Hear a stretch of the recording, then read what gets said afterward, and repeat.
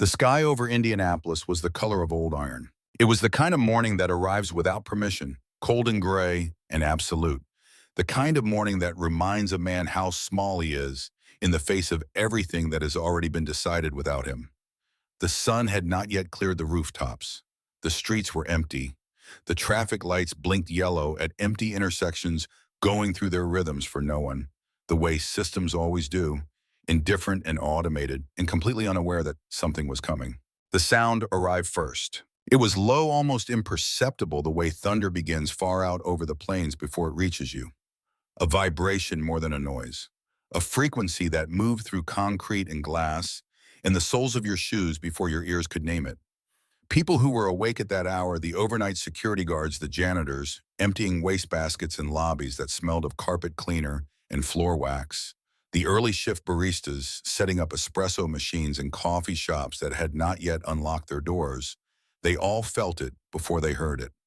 They looked up from what they were doing, they looked toward the windows, and then the sound became undeniable. 1,000 Harley-Davidson motorcycles rolling in formation down West Washington Street. There is no adequate comparison for this. A freight train comes close, but it is a single sound. A stadium crowd comes close, but it is formless. This was both. It was singular and massive, Evisham. It was disciplined and enormous. The engines did not rev or compete with one another. They moved in the same rhythm at the same speed, like the heartbeat of something ancient and unreasonably large. The chrome caught what little morning light existed and threw it back at the buildings in pieces and fragments of reflection that slid across glass facades and brick walls as the column moved through the street. The glass tower at 1400 West Washington shuddered, on the third floor behind a window that had never been opened. Because it was the kind of window that was not meant to be opened, a man named Sterling Walsh sat at his desk with a cup of coffee that cost more than most of the people he called on a daily basis could spend on lunch. He was reading performance reports. He was comfortable. He was in the way that certain kinds of men are comfortable, completely and dangerously unaware. The surface of her eye began to ripple. 48 hours earlier, none of this existed. There were no motorcycles on Washington Street. There was no column of chrome and leather and righteous anger moving through the cold morning air of Indianapolis. There was only a woman named Celeste Pruitt sitting alone in a diner booth in Gary, Indiana, with a white envelope on the table in front of her, and a small hinged box next to it, and the full terrible weight of a decision she had already made. But to understand that decision, you have to understand Gary first. Gary, Indiana is a city that has been in the process of disappearing for 50 years and has not yet finished the job. It was built on steel. U.S. Steel put it on the map in 1906, carved an entire city out of the southern shore of Lake Michigan in what was genuinely one of the great feats of American industrial will. And for 50 years, it was everything a working American city was supposed to be. Foundries and blast furnaces and the smell of hot metal on the air. Men coming off shift with soot on their faces and money in their pockets. Neighborhoods of brick houses where the yards were kept and the porches had furniture and the kids played until the streetlights came on. Then the mills began to close. It happened slowly, and then all at once, the way every kind of collapse happens, and what was left behind was a city that looked like it had survived a war it never knew it was fighting.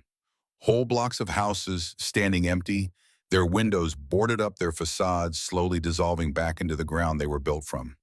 Storefronts that had been hardware stores and shoe shops and family restaurants for 3 generations, now dark behind metal grates.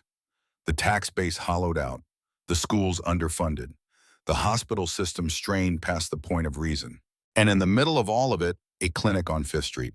It was not a beautiful building. It had never been a beautiful building.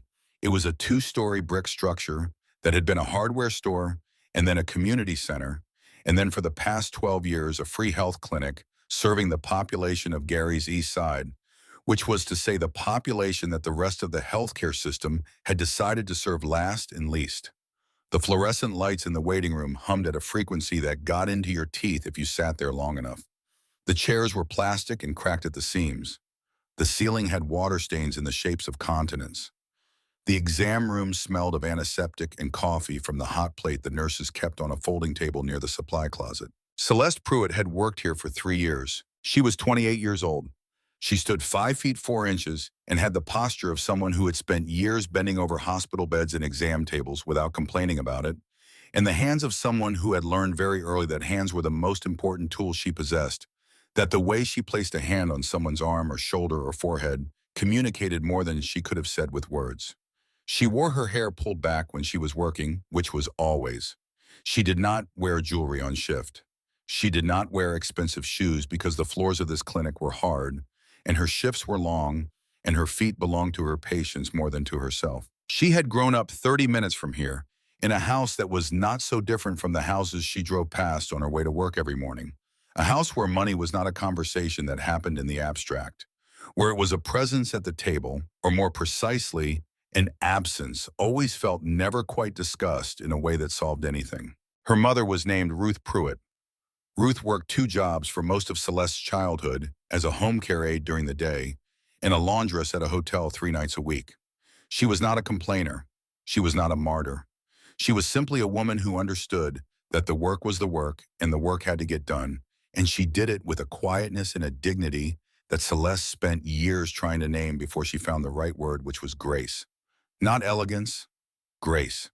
The kind that does not announce itself. Ruth got sick when Celeste was 22. The diagnosis came on a Tuesday in October, which Celeste remembered not because she had been there, but because she had not been there. She had been in class. She had been in her second year of nursing school, and her mother had gone to the appointment alone because Ruth Pruitt was the kind of woman who did not ask her daughter to take time off school for something that might turn out to be nothing and then turned out to be something. The treatment was possible.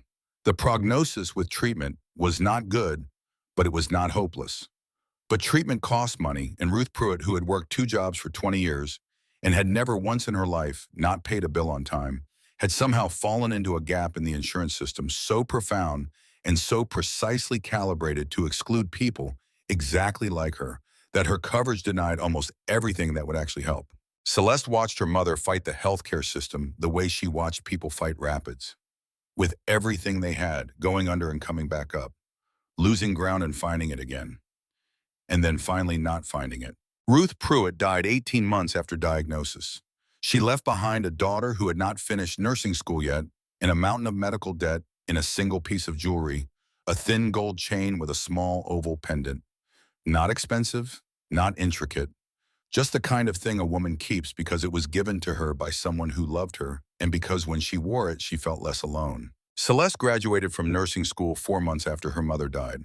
She graduated with $210,000 in student loan debt, which was the price of becoming the person who would sit with patients in the way her mother had never been sat with, who would explain things in plain language, who would make sure the forms were filled out correctly and the referrals went through and the follow-up appointments were scheduled, who would be the human element in a system that had been designed to process people rather than treat them. She took the job at the Fifth Street Clinic because it was where the need was.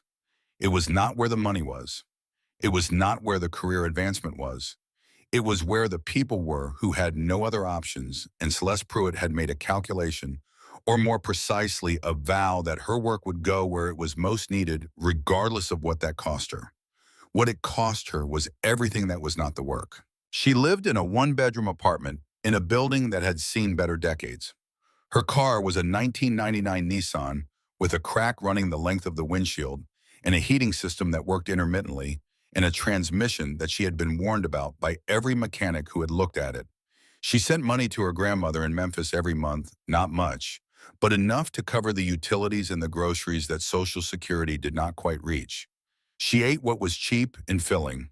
She did not go out. She did not have a social life that required anything more than being present at the clinic, which itself required everything. The student loans were the monster. $210,000 does not shrink on a community clinic nurse's salary. It grows.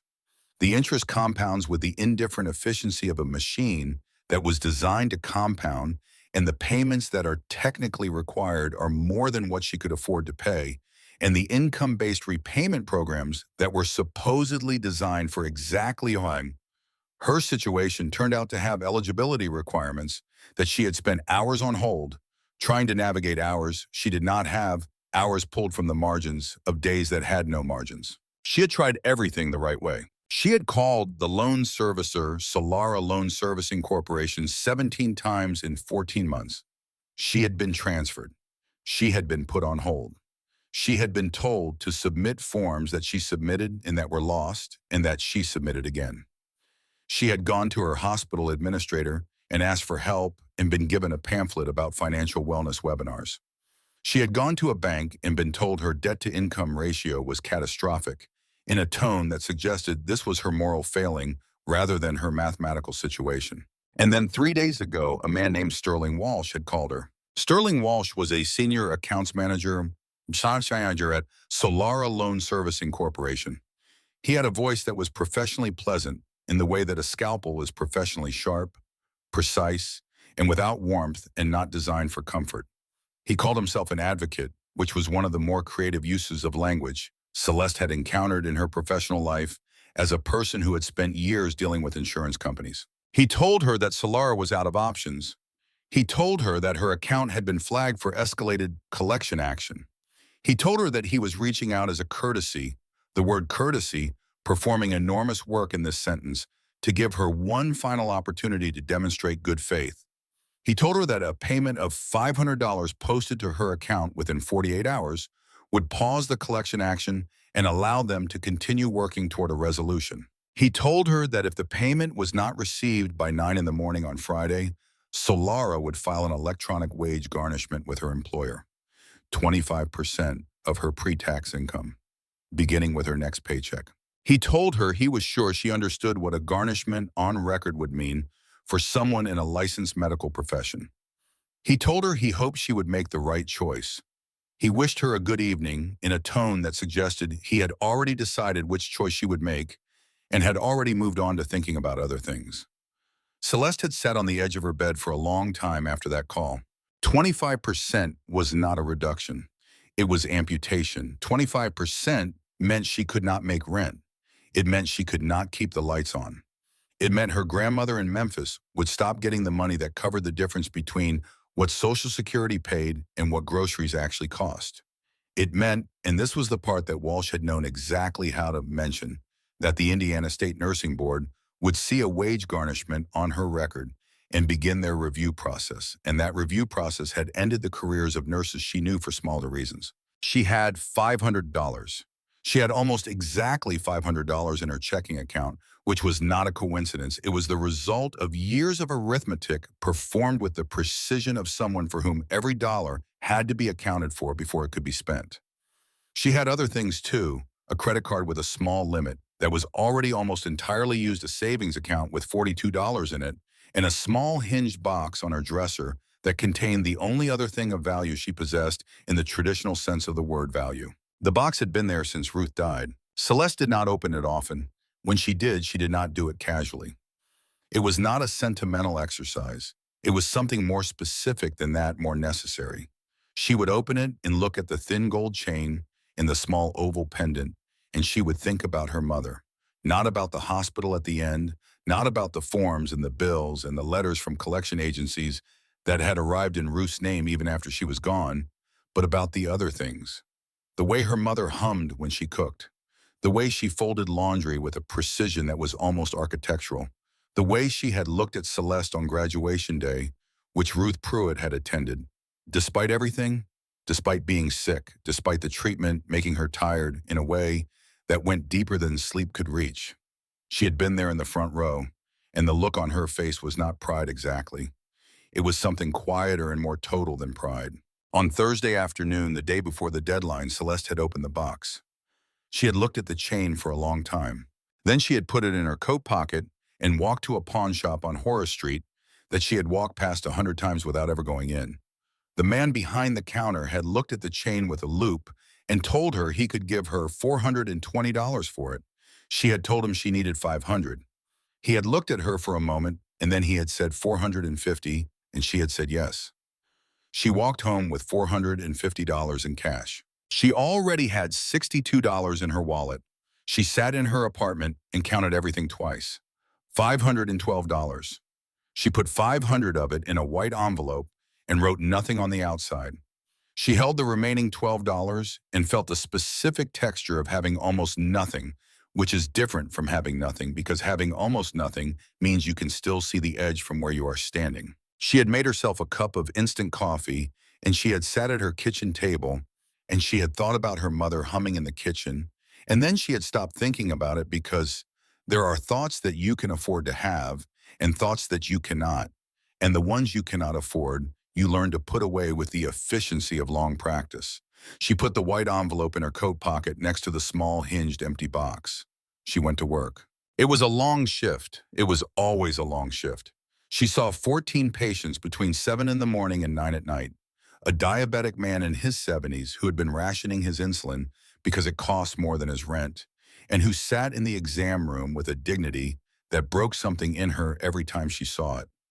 A young woman with a 3-month-old infant and a fever that had been running for 4 days because she had not come in sooner, and Celeste had to work to keep her voice professionally level when she asked why she had waited so long, and the woman said because she did not want to be a burden on anyone.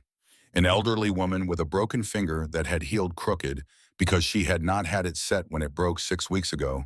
And when Celeste asked her why she had not come in sooner, the woman said the same thing the young mother had said. She did not want to be a burden. At 9:15, she put on her coat and walked out into the Indiana winter. The cold was the kind that gets inside your bones and stays there. The sky was low and dark, and the street was lit by the amber cones of street lights that did more to suggest visibility than provide it. Her car was in the lot, and she looked at it for a moment and thought about the heating system and decided to walk instead. It was 4 blocks to the Hoosier Comet Diner, and the cold was honest in a way that the car was not. The Hoosier Comet was a 24-hour place that had been at the corner of 5th and Meridian for longer than the neighborhood could clearly remember. Its neon sign, a comet traced in orange and yellow that had lost 2 of its tail letters sometime in the previous decade, threw its light out across the wet pavement in a way that was more comforting than it had any right to be. The booths were upholstered in cracked red vinyl. The menus were laminated and permanently sticky at the corners.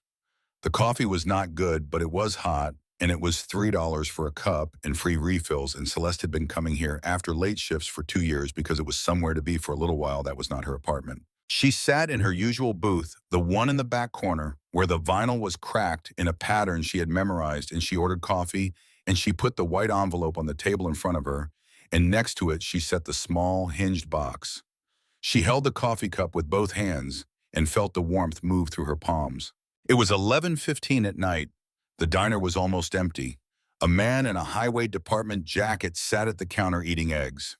The overnight waitress, a woman named Patrice, who had been at the Comet for 20 years and who had never once in Celeste's experience been anything other than kind, refilled her coffee without being asked and said nothing, which was exactly right. Celeste looked at the envelope. $500.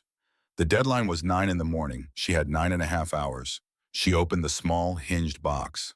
The interior was velvet worn pale at the edges, and it was empty, and looking at the empty box was in some ways harder than what had come before it: the pawn shop, the conversation, the exchange of the thing itself.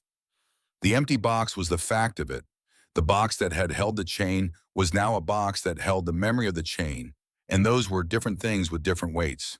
She closed the box. She wrapped her hands around her coffee and looked out the window at the wet street and the orange light of the comet, and thought about nothing in particular, which was a skill she had developed, the ability to rest her mind in the space between one hard thing and the next, to find a kind of stillness that was not peace exactly, but was at least a pause. The door opened.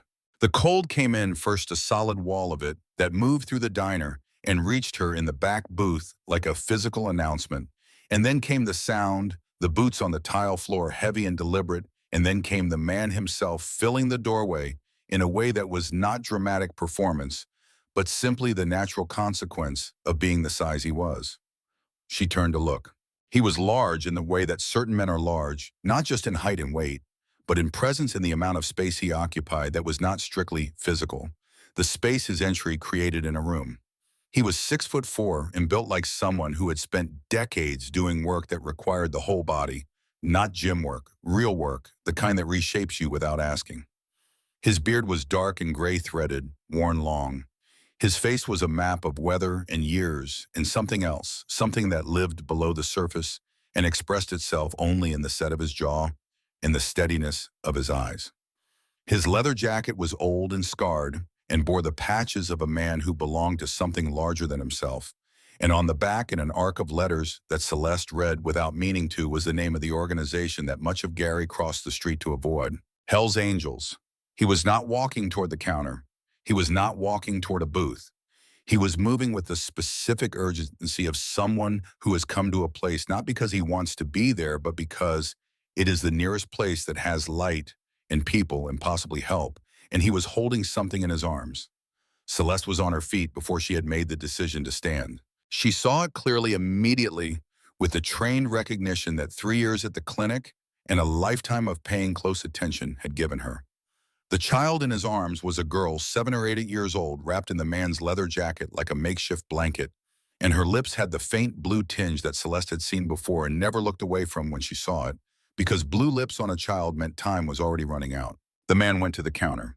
He said something to the teenager working the register that Celeste could not hear, and the teenager stepped back with his hands up and his eyes wide, and the cook appeared briefly in the pass-through and then disappeared again, and the man turned, and Celeste was already walking toward him. She was a nurse. Everything else, the envelope on the table, the empty box, the 9 hours and 40 minutes until 9 in the morning fell away. This was what she did. This was what she was. She said she is in respiratory distress, and her voice was level and clear, the voice she used in the exam room when she needed someone to hear her over their own fear. The girl is not getting enough air. You need to get her to an ER right now. The man looked at her. His eyes were dark and steady and currently inhabiting a region of terror that he was managing through sheer will. He said, I cannot. My truck is dead on Route 12. My wallet has gone lost on the run over here. I have nothing. No money, no cards. He said it plainly without apology or performance, the way a man states a fact when he has run out of time for anything but facts. He looked at the child in his arms, and his face did something that faces only do when they are in the presence of a fear that goes deeper than personal, the fear of losing something that you have organized your entire life around protecting. He said, please, I do not know what to do. Celeste looked at the girl. The breathing was wrong in a specific way, not simply labored. Labored in the wrong pattern with a particular catch at the top of each inhale that Celeste recognized from a case at the clinic 14 months ago, a case that had required a specific intervention and required it fast. This was not a standard asthma attack. This was the beginning of anaphylaxis, an allergic cascade, and the standard inhaler was not going to stop it. And the ER would need to know that immediately, and the child needed to get there in the next 20 minutes or the window would close. She turned and walked back to the booth. She picked up the white envelope. She did not open it and take out a portion. She did not hesitate in the way that a person hesitates when they are performing a difficult calculation. She walked back to the man with the child, and she put the entire envelope into his hand, and she closed his fingers around it with both of hers, and she looked at him directly, and she said, your daughter's life is not negotiable.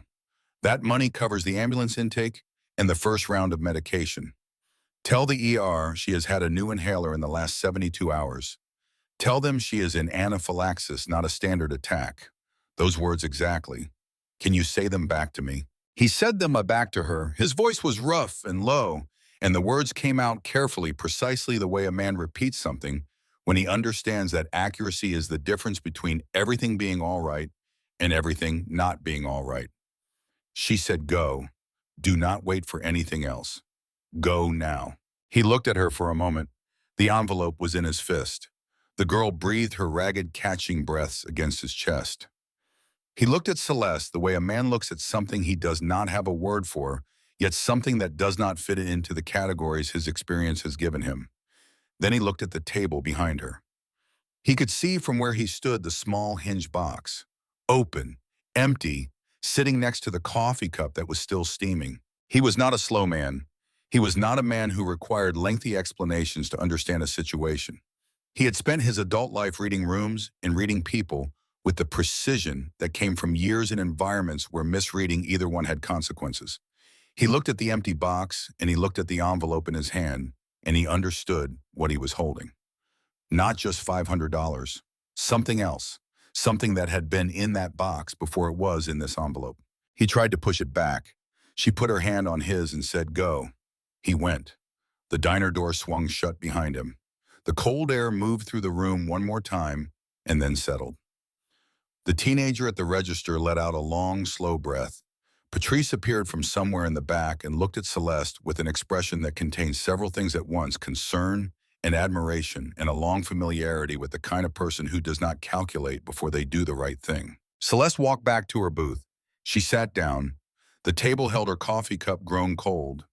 The small hinged box open and empty. Nothing else. The envelope was gone. The $500 was gone. The deadline was in 9 hours and 23 minutes, and she had $12 in her wallet and $42 in a savings account and a credit card that was already nearly maxed and no other options that she had not already exhausted. She wrapped her hands around the cold coffee cup. Outside through the diner window, she could hear the distant sound of an engine starting and then fading. She could picture him on the road, the girl wrapped in his jacket, the engine working the headlights cutting through the Indiana dark. She could picture the ER intake desk, the triage nurse. The words anaphylaxis and new inhaler said clearly and immediately the way they would change what happened next. She could not picture what happened to herself tomorrow morning. She sat with that for a long time. She did not cry. Crying was something she did privately and efficiently, and when it was necessary, and right now it was not necessary. Right now the situation was what it was, and she had made the decision she had made, and there was nothing to review. The girl needed the money more than Celeste needed to save the envelope from the consequence of being too good at being herself. What she felt sitting in that booth at the Hoosier Comet at 11:47 at night was not despair. It was something quieter and in some ways harder than despair. It was the specific exhaustion of someone who has been doing the right thing for so long in the face of so many systems designed to punish exactly that the rightness of it no longer feels like a shield. It just feels like a fact about you, like the color of your eyes or the shape of your hands. You do the right thing because it is what you are not, because it protects you from anything. Ruth Pruitt had understood this. Ruth Pruitt had lived this for 50 years and died with nothing to show for it in the material sense, and everything to show for it in the sense that actually mattered, which was the daughter. She had raised the woman sitting in this booth right now, the nurse who had just given away her last shield to a stranger because that was what the moment required. Celeste picked up the empty box. She closed it. She put it in her coat pocket. She left $3 on the table for Patrice folded under the cold coffee cup, and she put on her coat and she walked out into the Gary night, and she did not look back at the table where the white envelope had been. 300 miles to the south and east, in a building on West Washington Street in Indianapolis, on the third floor behind a window that was not meant to be open, Sterling Walsh was asleep at 10:45 with the ease of a man who had no reason to believe tomorrow would be anything other than exactly what he expected it to be. He was not thinking about Celeste Pruitt. He had moved on from her the way you move on from a completed transaction. She was account 449-B in his system, a line item, a case file with a deadline and a resolution path. He had performed his function with the precision and the slightly elevated mood that came from a particularly effective call. The garnishment would process automatically in the morning. The system would handle it. He would have his coffee and review his performance numbers and move to the next account. This was how it worked.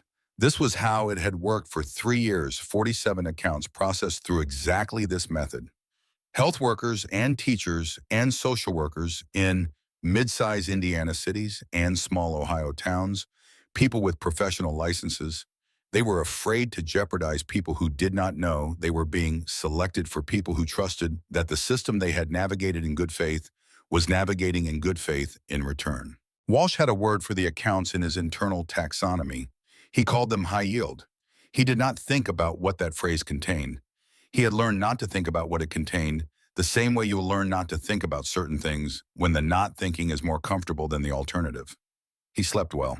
In Gary on the south shore of Lake Michigan, where the old mills still stood as monuments to what America had once made of itself, Raymond Maddox, who had been called Gravel, for so long that new chapter members sometimes did not know, there was another name sat in a chair in the pediatric ICU of St. Mary Medical Center and held his daughter's hand.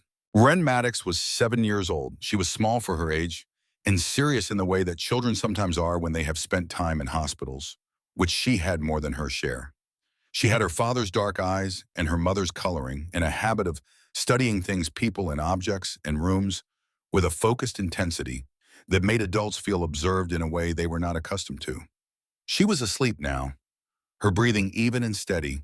The crisis passed the correct medication administered by an ER team that had heard the words anaphylaxis and new inhaler said clearly and immediately and had responded accordingly. She was going to be all right.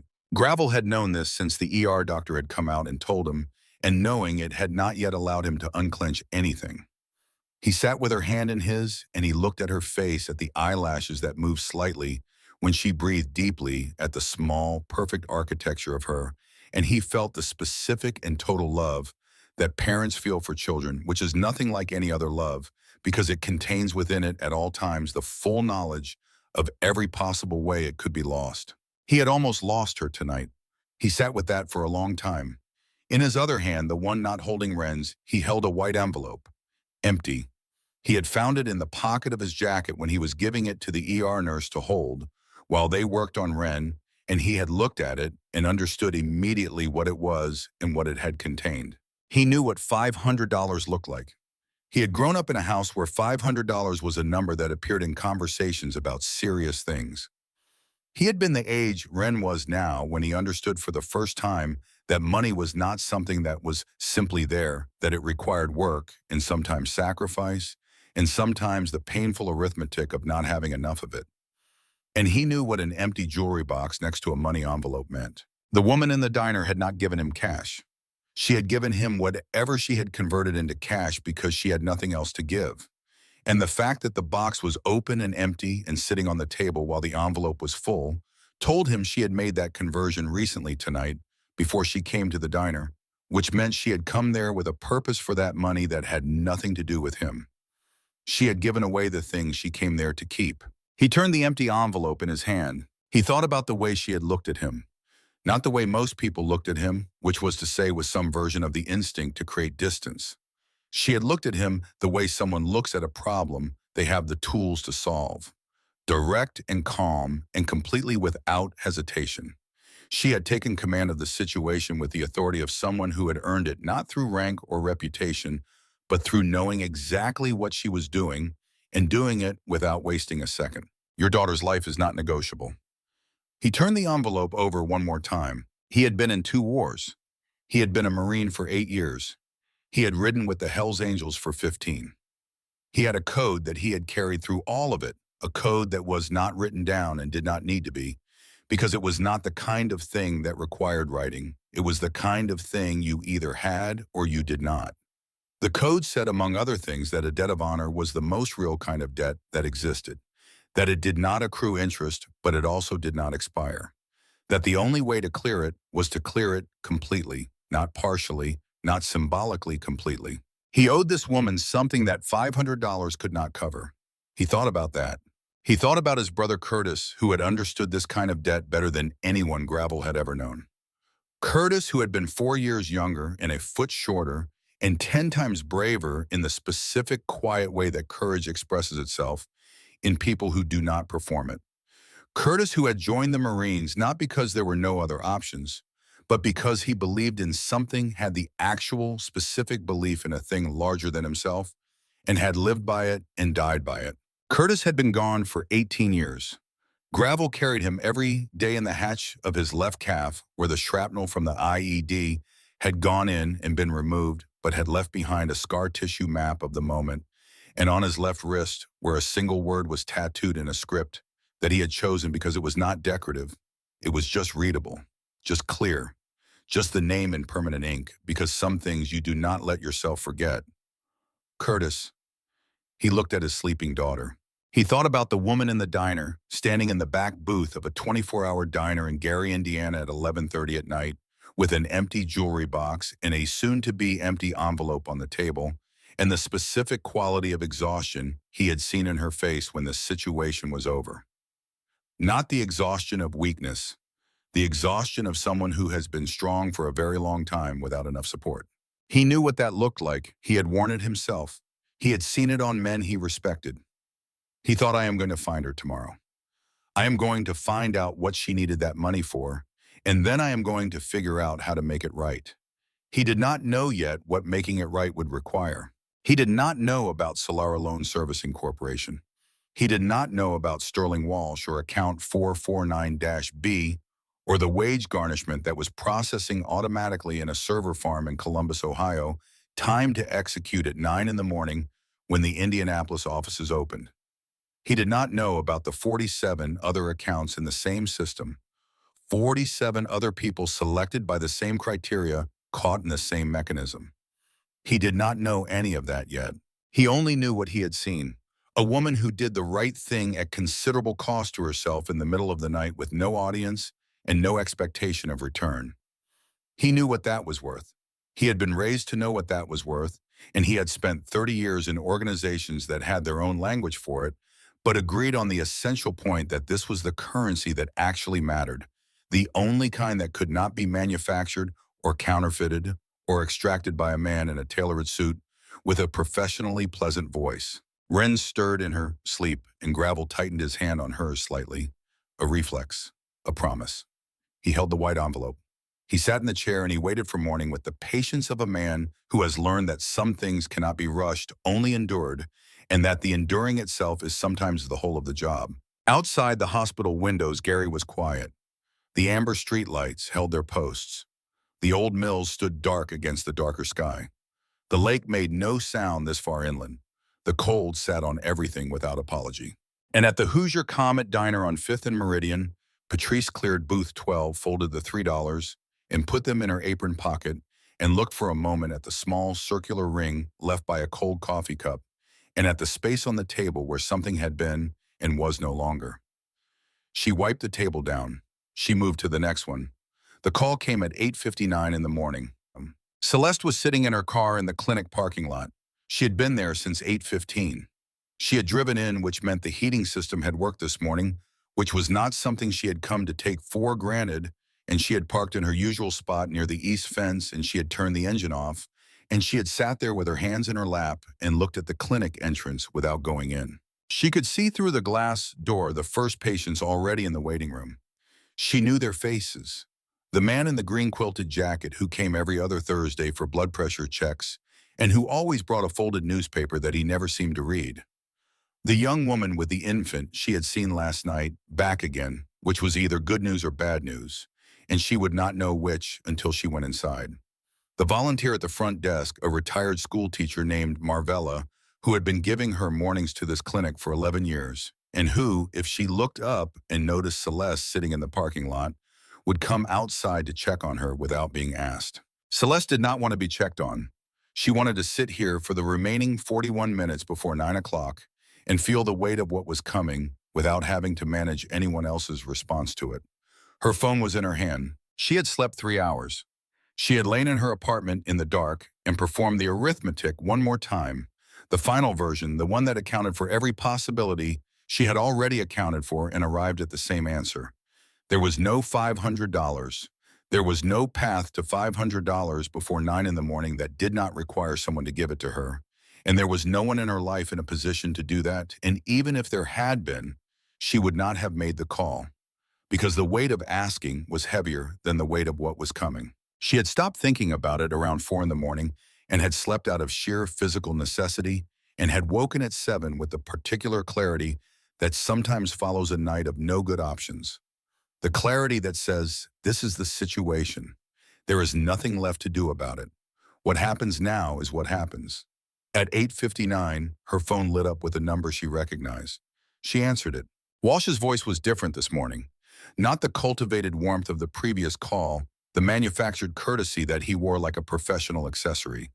This version was cleaner and more direct, the voice of a man who has moved past the part of the transaction that requires performance and has arrived at the part that is purely mechanical. He said her account number. He said the deadline. He said that as of 9 o'clock, no payment had been received. She said she had the money last night. She said there had been an emergency, a child, she had not been able to keep it. He said that personal circumstances were not relevant to contractual obligations. She said, please. She said she had worked double shifts for 3 years. She said she had never missed a payment on purpose. She said if he could give her 72 more hours, she could find a way. He said the garnishment had been filed electronically with her employer's payroll department at 9 o'clock this morning. He said it would take effect with her next paycheck. He said 25% of pre-tax income beginning immediately. He said he was sure she understood the terms. He said he hoped she would take this as an opportunity to get her financial situation in order. Then he said, "Have a good day." Then the line was quiet. Celeste held the phone in both hands and looked at the clinic entrance. The man in the green quilted jacket had picked up his folded newspaper. The infant was crying distantly behind the glass. Marvella had looked up from the front desk and was looking toward the parking lot, but had not yet seen her. 25%. She did the math without wanting to. It was a reflex. The numbers arranged themselves in her head with the automatic efficiency of a mind that had been doing this kind of arithmetic for years. 25% of her take-home pay. The number that remained after 25% was subtracted was a number she had a name for. It was the number that meant she would not make rent next month. It was the number that meant the $42 in her savings account was the beginning and the end of her emergency fund. It was the number that meant her grandmother in Memphis would not get the monthly transfer that kept the utilities on and the refrigerator stocked. The nursing board. She thought about that separately, the way you think about a secondary injury when you are still dealing with the primary one. A wage garnishment on her employment record triggered a mandatory review. She knew this because she had read the Indiana State Nursing Board regulations carefully twice in the weeks since Walsh had first called her, because she was the kind of person who read regulations when she needed to understand what she was facing. The review process could take 6 months. During the review, her license remained active, but the review itself was on the record, and the record followed you, and employers could see it, and the Fifth Street Clinic, which ran on goodwill and grant money, and the kind of administrative tolerance that came from having no budget, to be particular, might not be able to keep her on while a board review was pending. She might lose this job that paid less than she was worth and cost her more than she had, and that she loved with the specific and stubborn love of someone who chose it on purpose. She sat in the car. She was not a person who collapsed. She had grown up in circumstances that did not create people who collapsed. That created instead people with a specific kind of structural integrity, the kind that holds under pressure, not because there is no feeling, but because the feeling gets routed somewhere internal, somewhere load-bearing, somewhere that turns it into something functional, rather than something that stops you. But there was a point, and she was at it now, where structural integrity was simply not the right description for what was holding her together. The right description was inertia. She was sitting in this car because movement required a decision about where to go, and she did not have that decision yet. She put her forehead against the steering wheel. She stayed like that for a while. She heard footsteps on the gravel of the parking lot. She did not lift her head. She assumed it was Marvella who had seen her, after all, who was coming with the concerned and gentle efficiency that 11 years of volunteer work had made her very good at. The footsteps were too heavy for Marvella. She lifted her head. He was standing next to the car. He looked different in daylight than he had in the diner at 11:30 at night, which was to say he looked exactly the same, but the daylight made certain things more visible. The lines in his face, the gray at the edges of his beard, the way he held himself with a stillness that was not relaxation, that was the stillness of someone who has learned to be very quiet when they are deciding something. He was wearing the same jacket. In his right hand, he held a white envelope, the empty one. He had kept it. Celeste rolled down the window. The cold came in. She said, "Your daughter." He said, "She is going to be fine. The doctor said you were right about the anaphylaxis. They said 10 more minutes and it would have been different." She said she was glad. He looked at her for a moment. He looked at the way she was sitting, the position of her shoulders, the quality of something in her face that was not quite all right. He was not a man who missed things. He said what happened. She tried to say something that was not the whole of it. She tried to find a version that was sufficient without being complete, because the complete version required her to give an accounting of herself to a stranger that she was not sure she had the energy for right now. But he was still looking at her, and the look was not the look of someone who was going to be satisfied with a partial answer, and she was too tired to construct one, and so she told him. All of it. The student loans, the deadline, Walsh, the envelope, the garnishment at 9:01, the board review. She told it flatly without editorializing the way she charted a patient's history, just the facts in sequence, just the thing that happened, and then the thing that happened after that. He listened without moving. He stood next to the car in the cold with his hands at his sides, and the wind moved through his beard, and he did not say anything, did not interrupt, did not make the small sounds of sympathy that people make when they want you to know they are listening. He simply listened completely, the way people rarely do, and when she was finished, he was quiet for another moment. Then he said this company, Solar Loan Servicing, they did this on purpose. She said she thought so, yes. He said this was not a mistake or a misunderstanding or a system that failed to work correctly. She said no. It worked exactly as it was designed to work. He stood with that for a moment. Then he said, I am going to need the name of the company and the name of the man who called you. She looked at him. She said, you do not need to do anything. I am not your responsibility. He said, you held my daughter last night while I was useless. You gave away the thing that was keeping you from losing everything. That makes you my responsibility, whether you want it to or not. He said it without aggression, without volume. He said it the way you state a fact about physics. A thing is a thing. This is how it works. She gave him the names. He nodded once. He looked at the clinic entrance. He looked back at her. He said, go take care of your patients. He said, I will take care of this. He walked back to his motorcycle, which was parked at the edge of the lot. He started it. He left. Celeste sat in the car for another minute. Then she got out and went to work because the man in the green quilted jacket was waiting and the infant was still crying, and Marvella had now definitely seen her and was holding the door open with an expression of patient inquiry that Celeste answered by walking through it and saying, good morning, Marvella. What have we got today? The VFW post on Industrial Boulevard in Gary was not a building that announced itself. It occupied a converted warehouse at the end of a block that had been commercial once and was now mostly quiet. Its neighbors a chain-link fence, enclosing a lot full of scrap metal, and a building that had been a transmission shop until it was not. The post sign was small and the parking lot was large, and in the evenings and on weekends, it was full, and the men who filled it understood something about belonging that did not require explanation to each other. The Hells Angels chapter met in the back room, not the official meeting room with the folding chairs and the American flag and the photographs of members going back 40 years. The back room behind that, the one with the long oak table that had been brought in piece by piece through a door that was not wide enough for it assembled, and the single overhead light that cast everything in a particular amber, and the smell of coffee and engine oil, and the specific atmosphere of a room where serious things were decided by men who had learned to be serious the hard way. Gravel came in at 10:15 in the morning.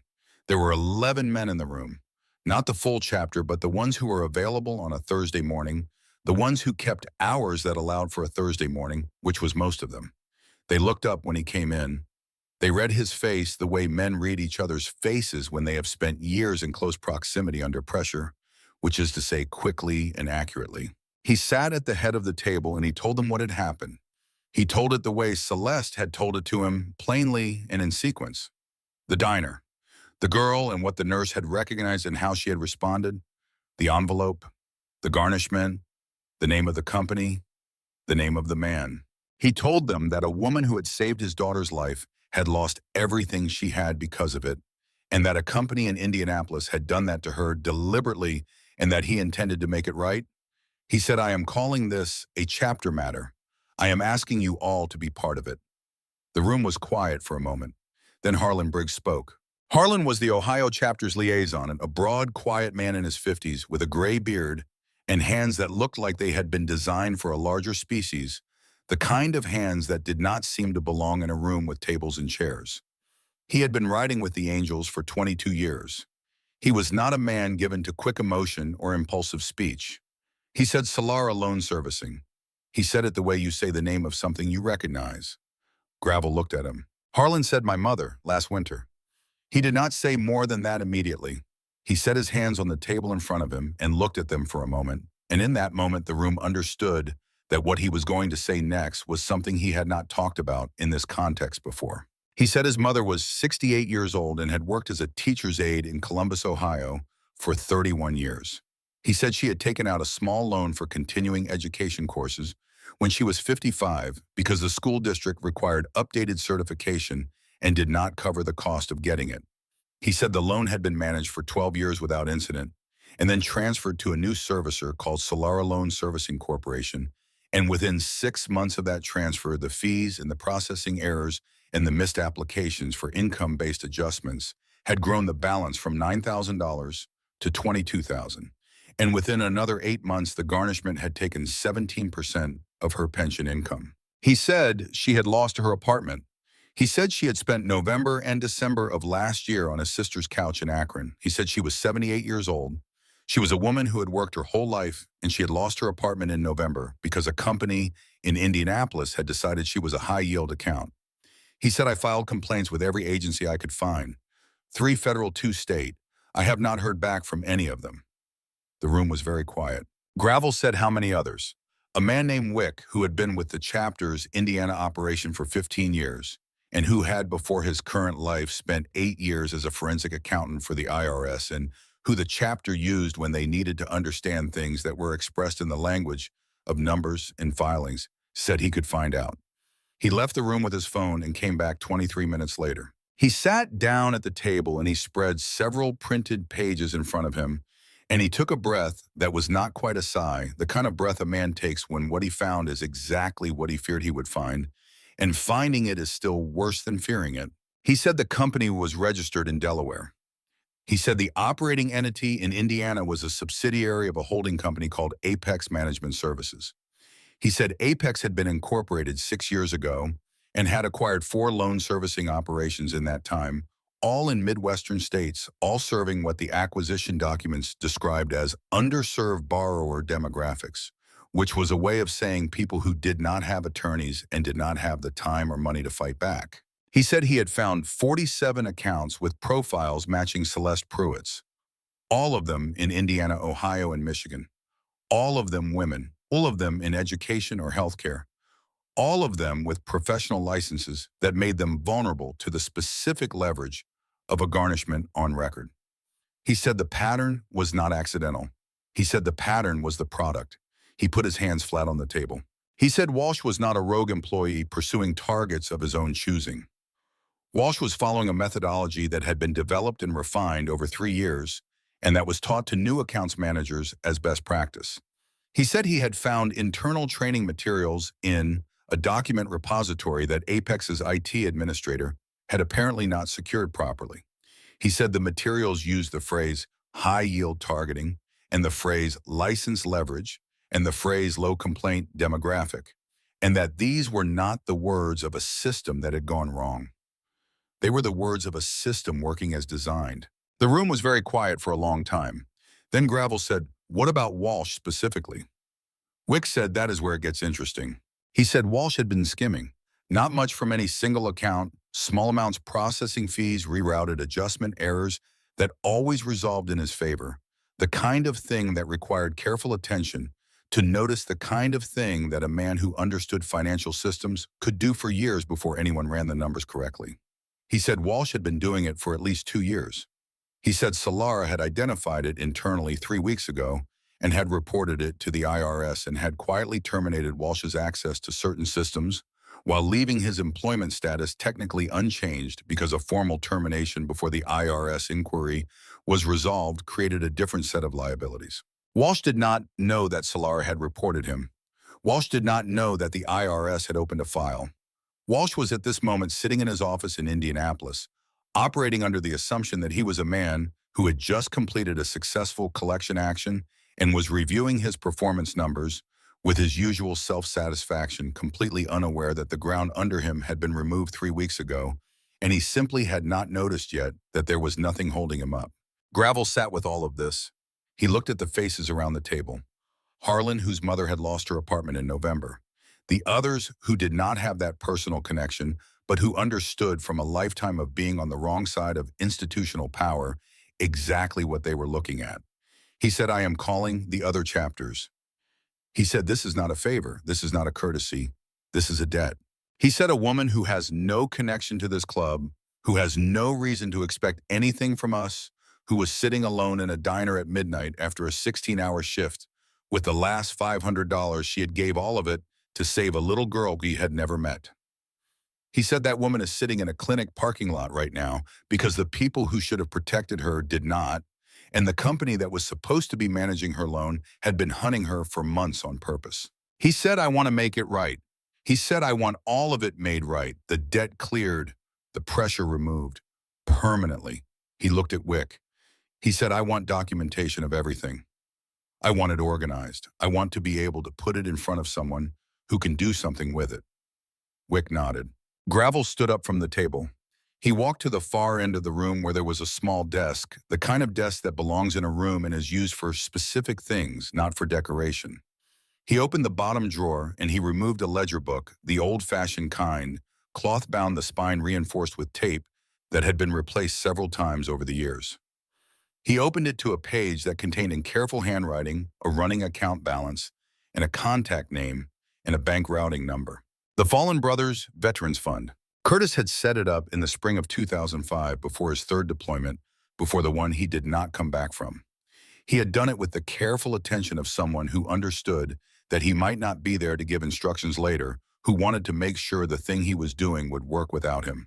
He had called Gravel and walked him through it on the phone, and Gravel had written down the account information in this ledger book and had managed the account since then the way you manage something sacred, which is to say, carefully and without spending from it for anything that did not feel absolutely right. 18 years. The money had sat in that account and grown in the quiet way money grows when no one is taking from it. And Gravel had thought about it sometimes late at night, turning over in his mind what Curtis would have considered an appropriate use. He had turned down several requests over the years, not because they were not worthy, but because they did not feel right in the specific way that he had come to understand right from wrong in the context of his brother's memory. He looked at the account balance, $223,000. He thought about a woman in a diner at midnight, handing a stranger the last thing she had. He thought about Curtis saying, I will find a way to pay you back someday, to someone he would never see again, and then going off to keep a promise he had not been able to keep in person. He picked up his phone and called the fund's administrator, a man named Elias Pruitt, in Terre Haute, who had been managing the account's fiduciary requirements since Curtis set it up, who was now in his late 70s and had kept the books with a fidelity that matched the spirit in which the fund had been created. He said, Elias, I need to make a disbursement. Elias said, that is what it is there for. He said, 210,000, maybe a little more. I will have the exact number by tomorrow. Elias was quiet for a moment. Then he said, it sounds like it is time. Gravel said it is time. He hung up and stood with the ledger book in his hands for a moment. He thought about Curtis. He thought about the specific way Curtis had of making things that were complicated seem inevitable, of finding the action that was simply the correct one and doing it without drama. He thought about how Curtis would have understood immediately and without explanation why this was the right use of 18 years of waiting money. How he would have nodded and said, yeah, that is the one. How he would have been ready before the question was even fully asked. Gravel put the ledger book back in the drawer. He went back to the table. He said, we need to start making calls. The calls went out through the afternoon. Not on regular lines, not through the chapter's main channels, through the network that existed underneath those channels, the one built on years of trust and reciprocity and shared understanding of what a call like this meant when it came. The message was simple. A civilian had done something for one of their own that you could not put a number on and had lost everything because of it.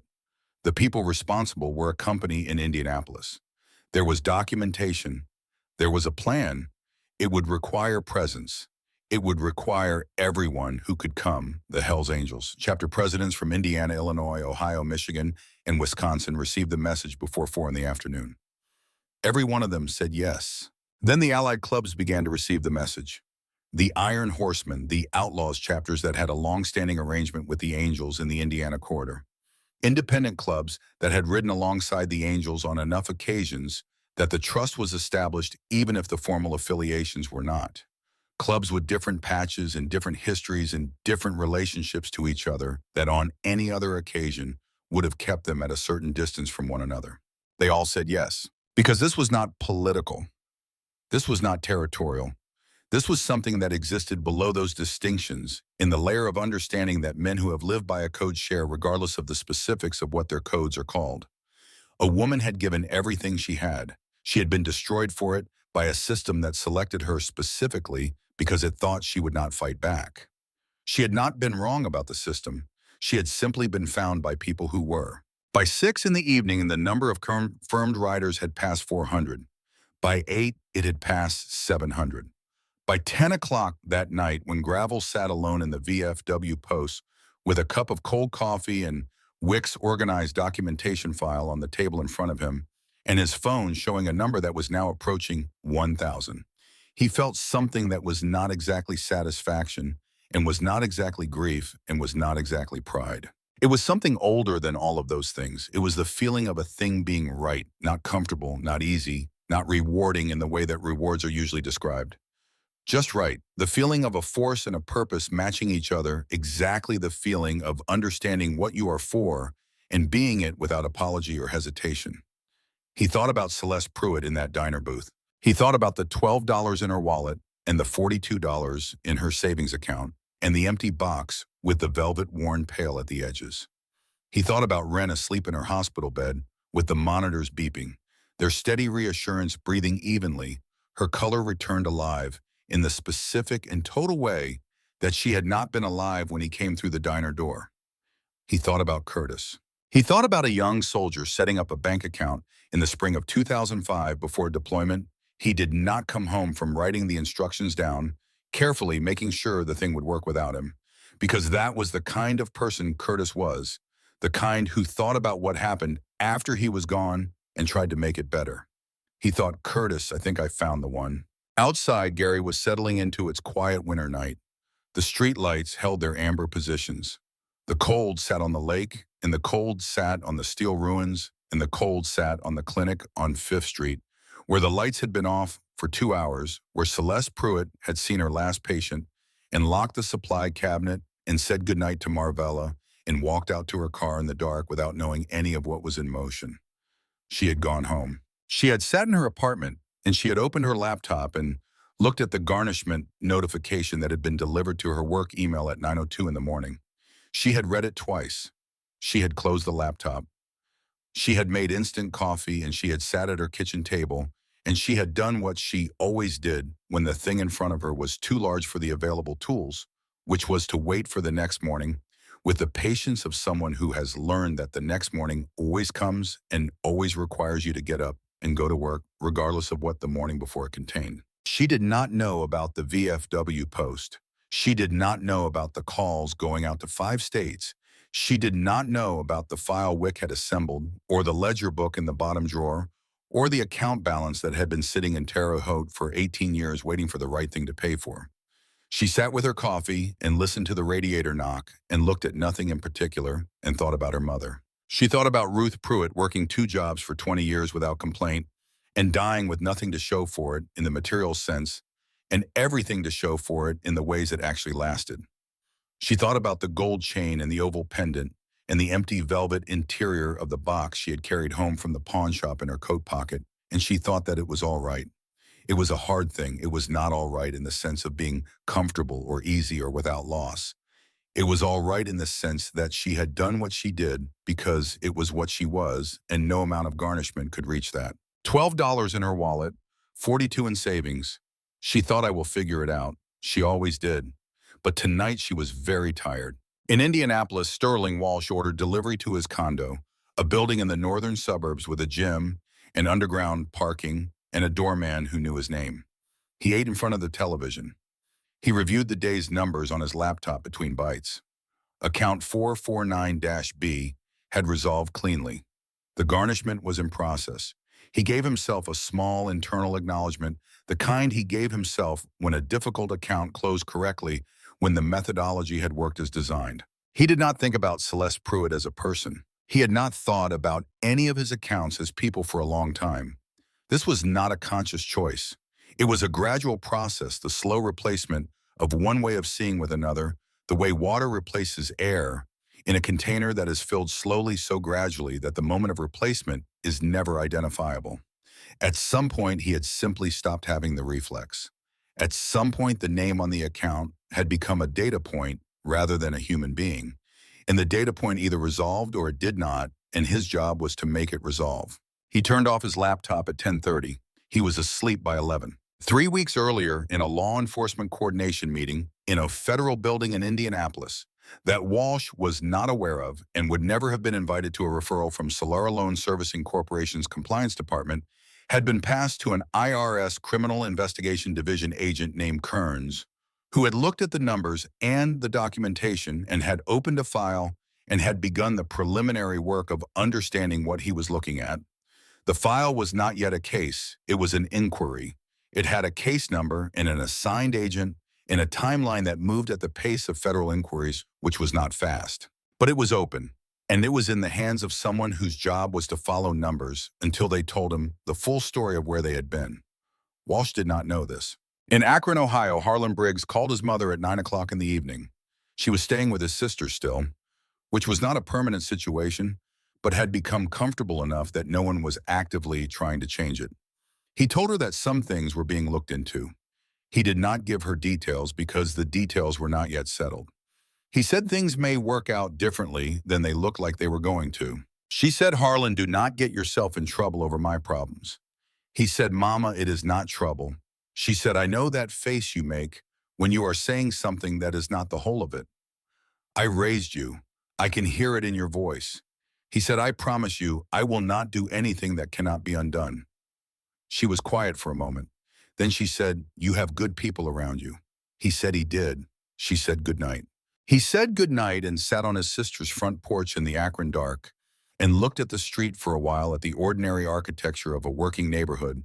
At night, the lit windows and the parked cars and the dog walking its owner past under the street lights. And he thought about his mother at 68 losing her apartment in November. And he thought about a woman he had never met in a diner in Gary giving away everything she had at midnight. And he thought that there were still things in this world that were worth riding through the night for. He went inside. He began organizing what he would need for the morning. 1,000 miles of Indiana and Illinois and Ohio and Michigan and Wisconsin received the message before midnight. Men who had been asleep checked their phones and called their road captains and said they would be ready to leave by 4 in the morning. Men who had not yet gone to sleep confirmed their routes and their fuel stops and the formation protocol for riding in a column of that size through pre-dawn interstate traffic. The plan was simple in the way that plans are simple when everyone involved understands exactly what they are doing and why. Arrive at first light, the rest would follow. Gravel sat in the VFW post until 1 in the morning. He drank 3 cups of coffee that were not good and did not try to be anything else. He went over Wick's documentation one more time, reading each page with the thoroughness of a man who intended to know what he was presenting before he presented it. The 47 accounts, the methodology documents, the pattern of selection, the targeting criteria that Walsh called high yield and that Gravel called something else, something for which his vocabulary was not technical, but was completely accurate. He thought about Celeste saying it worked exactly as it was designed to work. He thought, yes, and now we are going to do the same thing. He put the documentation in a folder. He put the folder in the inside pocket of his jacket next to his chest, where he had put things before that needed to be kept close and kept safe. He thought about Curtis putting the account instructions in an envelope and sealing it before deployment, making sure the information was where someone could find it if he was not there to say where it was. He put on his jacket. He went outside to where his motorcycle was parked under the yellow security light at the edge of the VFW lot. He stood next to it for a moment. The cold was thorough and complete. The air smelled of the lake and of winter and of the particular Indiana nothing that descends on a working-class city at 1 in the morning when everything honest has gone to bed and everything that is still awake is either necessary or unavoidable. He started the engine. The sound of it was the most familiar sound in his life, after his own breathing deep and steady and somehow companionable, the voice of a machine that he had maintained with the care you give things you depend on entirely. He sat on it for a moment and let the engine warm. He thought about tomorrow. He thought about 1,000 men waking in the dark across 5 states and getting on their motorcycles and pointing themselves south and east toward Indianapolis, because a woman they had never met had done the right thing at the worst possible moment and had not been protected by any of the systems that were supposed to protect people who do that. He thought about Walsh in his condo, asleep unaware. He thought about the 47 names in the folder against his chest. He thought about his daughter breathing evenly in a hospital bed because a stranger gave away the last thing she had. He thought about his brother.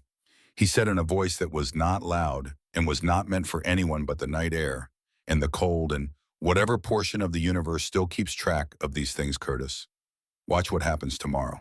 Then he rode toward home through the empty Indiana streets, through the amber light and the cold, through the ghost of a city that had not yet finished disappearing.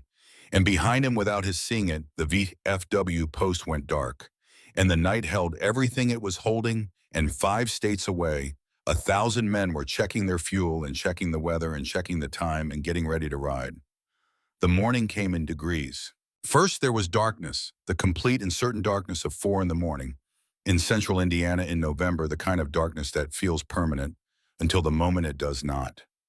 Then almost imperceptibly, the eastern edge of the sky began to separate itself from the land, a thin and tentative line of lighter black that was not yet gray and was not yet anything you could name, only the suggestion that somewhere beyond the flat horizon, the machinery of morning was beginning its work. Then came the sound. It came from the west, first from the direction of the interstate, a low, sustained vibration that was beneath hearing.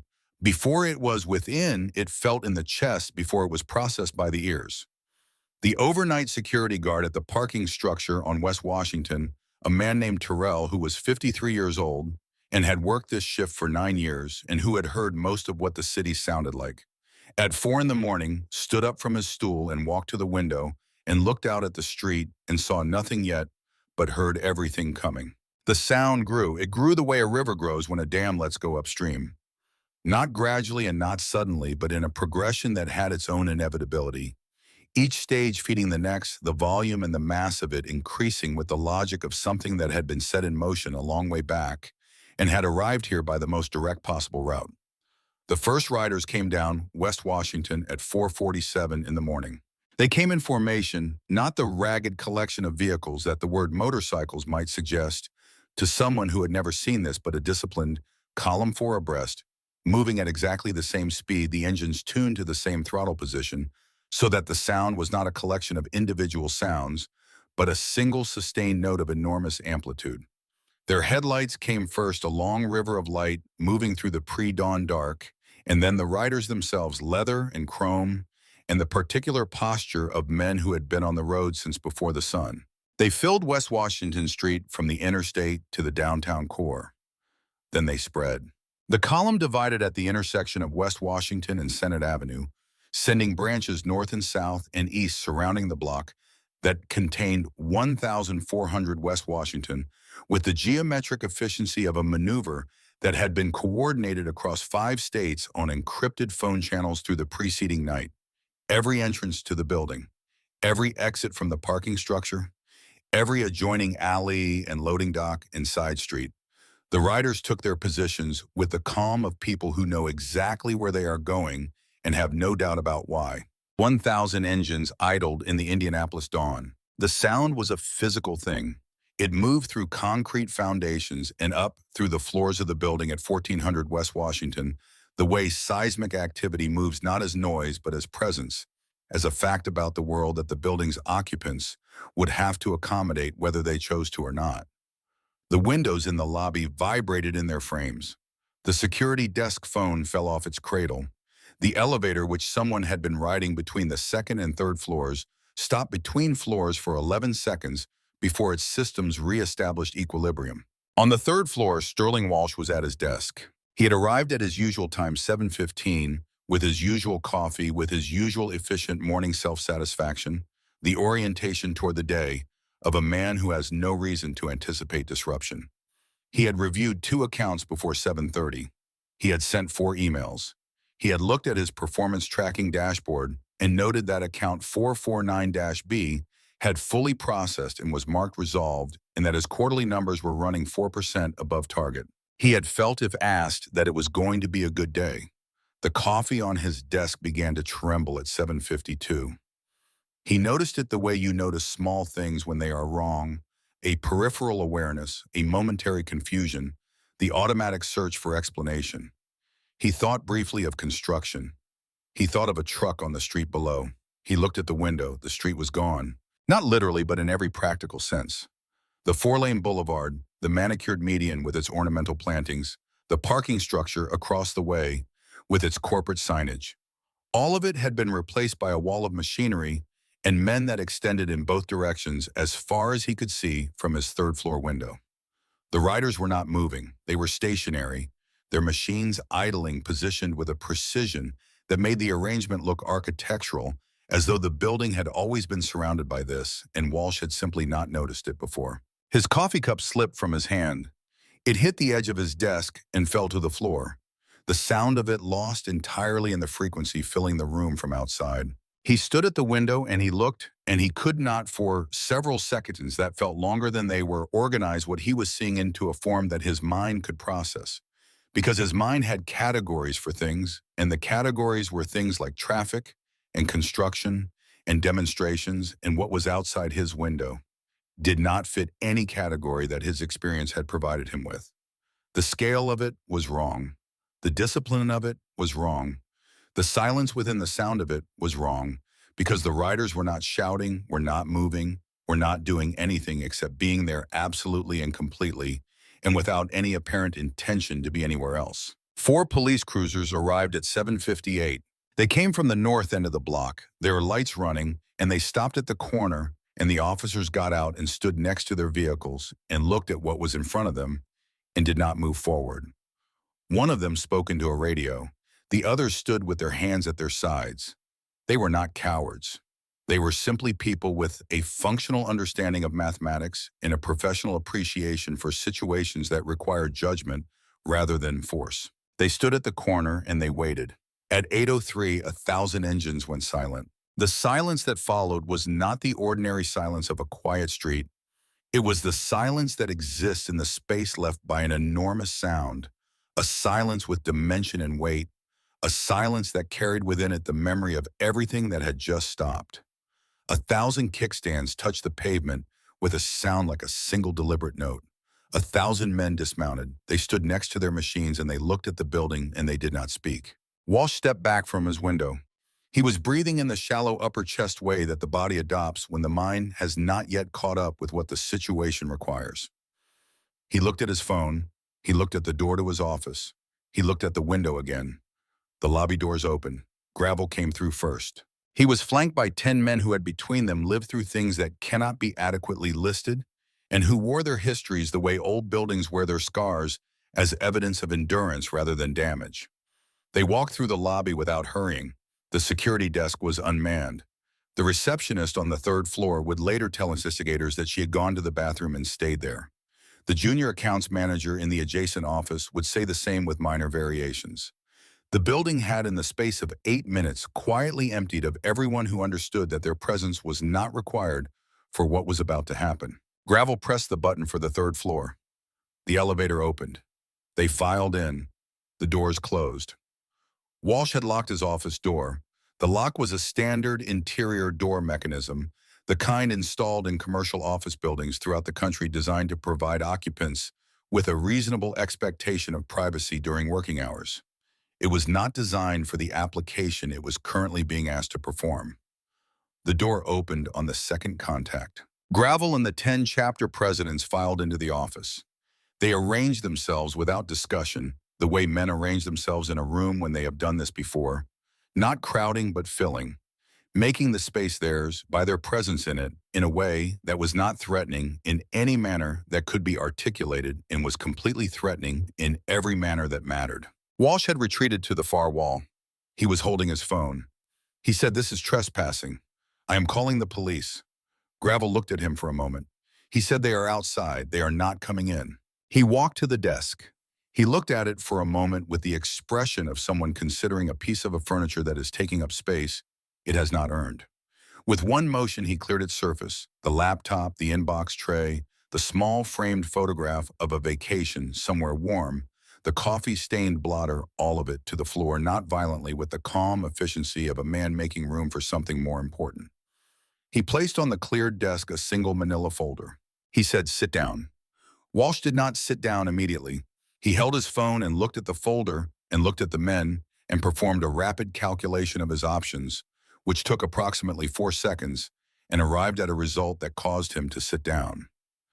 Gravel opened the folder. He placed the first document in front of Walsh and said, "This is a list of 47 names, each of them as a person whose account was managed by you or by someone trained by you, using a methodology you helped design. Each of them lost something because of that methodology. Your mother, he said, looking at a man to his left, without turning his head, a man named Harlan, who was looking at Walsh with an expression that contained 22 years of patience, finally arriving at its destination. Walsh opened his mouth. Gravel placed a second document in front of him and said, "This is the training material you called high-yield targeting. This is the internal memo about license leverage. This copy came from a document repository that your company's IT department apparently considered secure.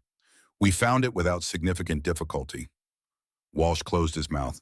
Two of the larger men in the room stepped forward. They were carrying between them a canvas military surplus duffel bag that had seen considerable use and was currently under considerable strain. They lifted it onto the desk and released the drawstring and tilted it forward. The money came out in a cascade. It was not organized. It had not been organized because it had not come from organized places. It had come from the wallets, in the emergency funds, in the between-the-mattress savings of 1,000 men who had heard a story the previous day and had given what they could give, which in some cases was $100, and in some cases was $12, and in some cases was the contents of a jacket pocket that turned out to be $47 and some change. And all of it was here now in a mountain of fives and tens and 20s and the occasional 50 and one or two hundreds. And it smelled of the road and of leather and of gasoline and of the specific human economy of men who earn their money with their hands and their time. Walsh stared at it. Gravel reached into the inside pocket of his jacket and removed a cashier's check. He placed it on top of the pile. He smoothed it flat with one hand.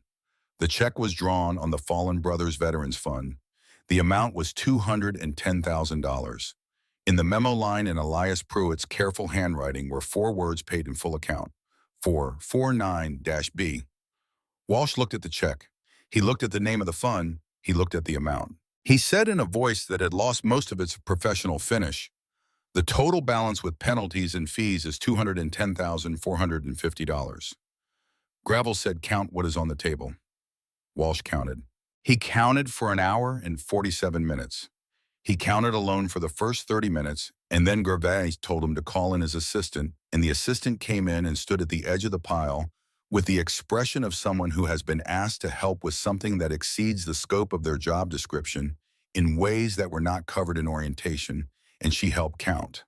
They sorted the bills into denominations and then counted each denomination and then added the sums and then added the cashier's check and arrived at a number that exceeded the balance by $2,312. Walsh wrote the overage amount on a piece of paper and slid it across the desk.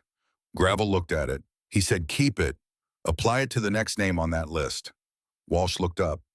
Gravel said, "The 47 names start at the top. We will discuss the rest later." He said it in a tone that made clear that later was not a hypothetical. Walsh turned to his terminal. His hands were not steady. The bills on his desk were thick with road and human use, and the accumulated weight of what they represented, and his jacket, his $300 tailor jacket, was marked with it now, with the dust of Indiana highways, and the smell of engine oil, and the grease of 1,000 ordinary working hands. He could not get it off his jacket. He had tried twice to brush his lapels while counting, and the marks remained. He processed the payment. He entered the account number. He entered the amount. He added the cashier's check information. He submitted the transaction. The screen processed for 11 seconds. Then it returned a single result, a green text on a white background, and the text said account 449-B, paid in full balance, 0, all collection actions withdrawn, all garnishment orders rescinded effective immediately. Gravel said print it. Walsh printed it.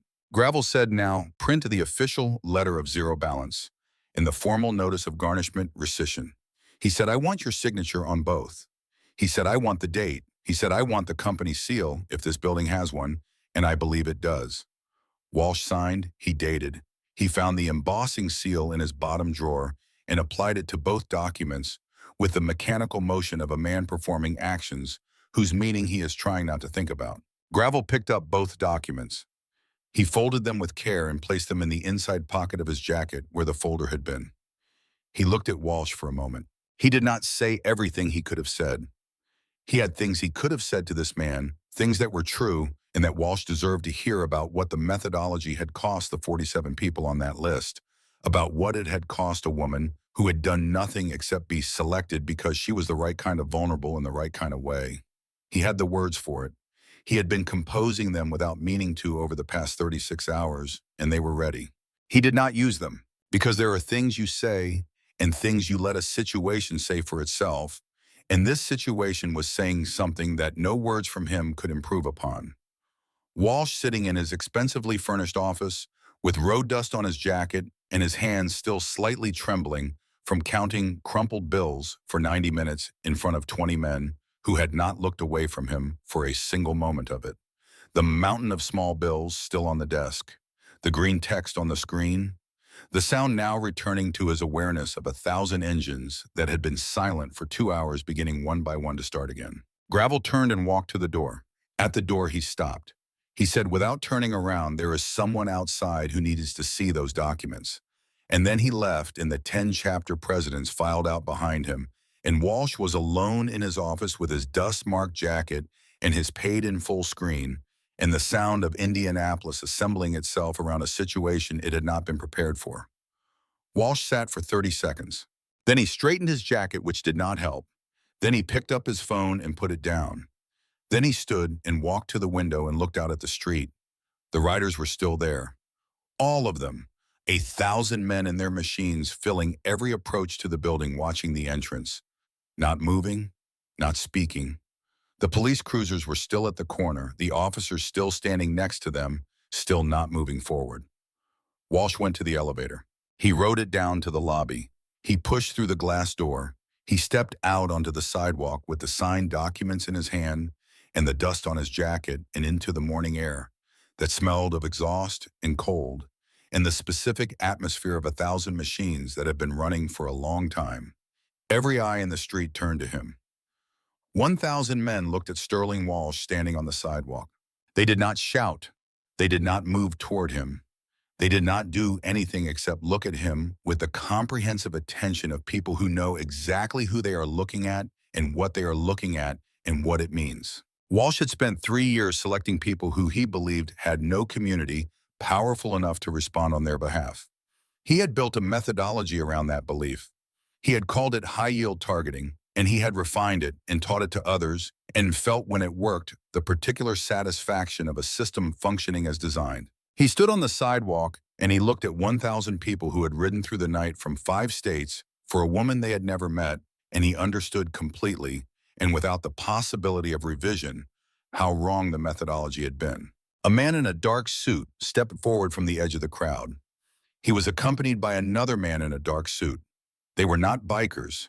They carried themselves with the particular bearing of federal employees, the posture of people who work within systems and have learned to move through spaces where they are not always welcome, with a practiced neutrality. The first man said his name and his title, Special Agent Aisher R.S. Criminal Investigation Division, and said Walsh's full name as a question, and then said, "We spoke on the phone 3 weeks ago. We asked you to make yourself available for an interview, and we have not been able to schedule it." He held out an envelope. He said, "This is a formal summons. We will expect you at the federal building on Monday at 9 in the morning. If you have questions, our contact information is on the document." Walsh took the envelope. The IRS agent nodded once. He looked at the street at the 1,000 men with the expression of someone who has seen things in the course of their work that resist easy categorization. He did not say anything about what he was seeing. He and his colleague walked back through the crowd, which parted without being asked, and reached their vehicle and drove away. Walsh stood on the sidewalk with a formal federal summons in one hand and 2 signed paid-in-full letters in the other, and the dust of Indiana roads on his jacket. The 1,000 men continued to look at him. Not one of them spoke. This was the punishment. Not the noise and not the spectacle, not the mountain of cash in the 90 minutes of counting, though those were part of it. The punishment was this 1,000 people who knew exactly what he had done, looking at him in complete and total silence. No shouting, no gestures, no drama. Just the full and undivided attention of people who did not look away and did not need to say anything, because the looking was sufficient. Walsh turned and went back inside. The glass door closed behind him. Gravel was standing 20 feet from the building at the edge of the crowd. He watched Walsh go back through the door. He watched the IRS agents drive away. He thought about the 47 names in the folder against his chest, and about the one name that had brought him here, and about what was still left to do. He turned to the man beside him who had a phone in his hand. He said, "Bring her." Celeste had arrived in Gary at 2 in the afternoon when Gravel's call had reached her at the clinic between patients. He had told her to come to Indianapolis. He had told her to drive carefully. He had given her an address.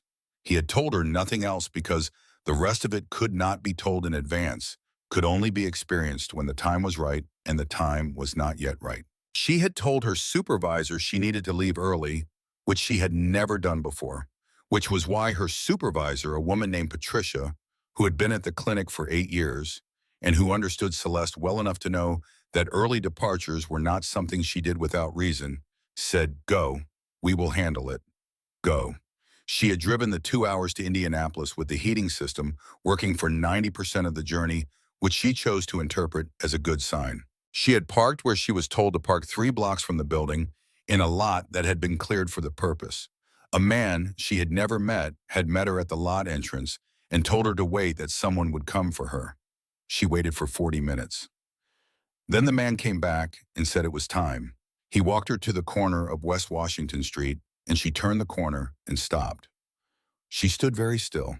The street in front of her was a sea of leather and chrome and men, 1,000 of them still in formation. Their machines idling now with the low, steady note of engines that had been running all morning and would run all afternoon and all the way back to wherever they had come from. The building rose at the end of the block, its glass facade catching the November light. The police cruisers were still at the north corner. The sound of it all was enormous, and somehow, also in a way she could not immediately explain, peaceful.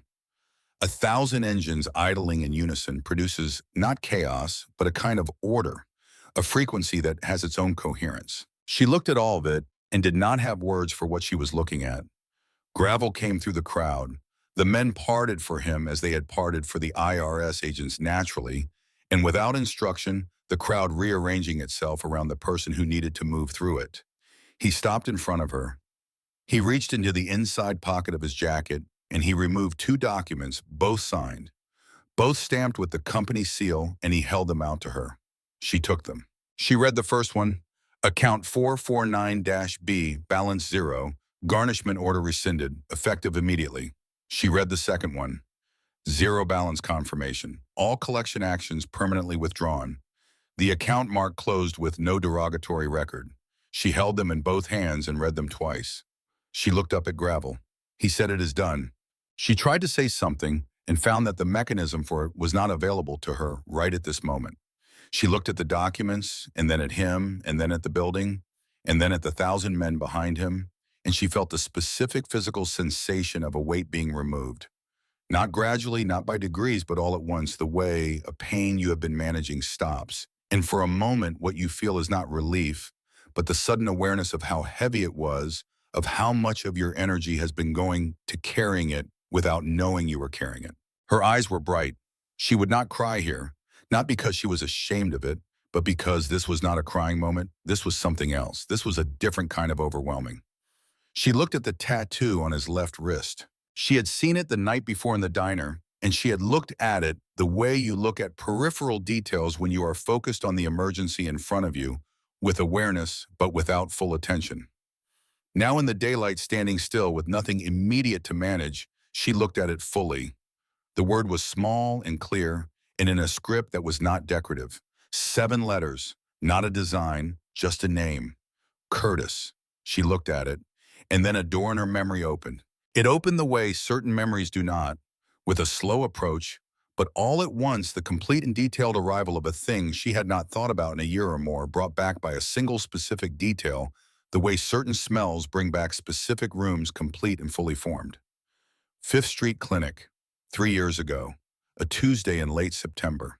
A young soldier had come in just before closing, 23 years old in civilian clothes, but with the bearing of someone recently out of uniform, the particular way of moving in a room that military training leaves on a person.